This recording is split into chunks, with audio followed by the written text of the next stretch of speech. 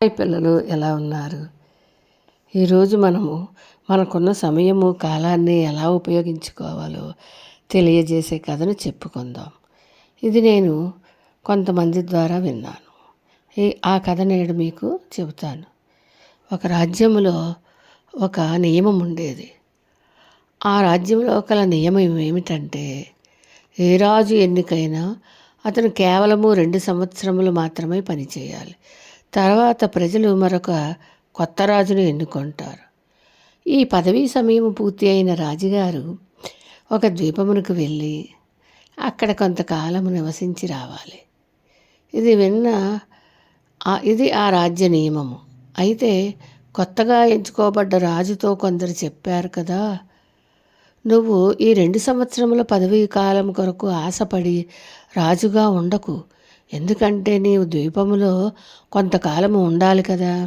అక్కడ క్రూర జంతువులు ఉంటాయి.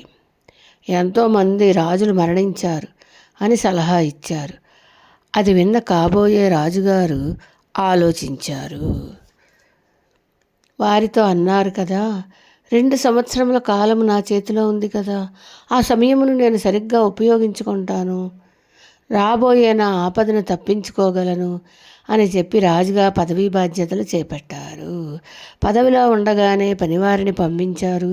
ఆ ద్వీపంలో తాను ఉండబోయే ప్రదేశమును చుట్టుపక్కల అంతా పొదలు చెట్లు నరికించారు. నివాసయోగ్యముగా తయారు చేయించుకున్నారు. శుభ్రమైన వీధులను తయారు చేయించారు. 4 వీధులలోనూ చక్కటి భవనములు నిర్మింపజేశారు.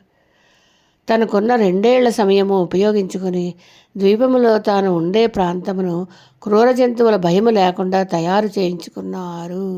పదవీ కాలము పూర్తి కాగానే చక్కగా ద్వీపమునకు వెళ్ళి హాయిగా నివసించి ఆనందముగా ఇంటికి తిరిగి వచ్చారు. మనకున్న సమయము మన అభివృద్ధి కొరకు ఎలా ఉపయోగించుకోవాలో ఈ కథ మనకు తెలియజేస్తుంది. ఉంటాను మరి పిల్లలు.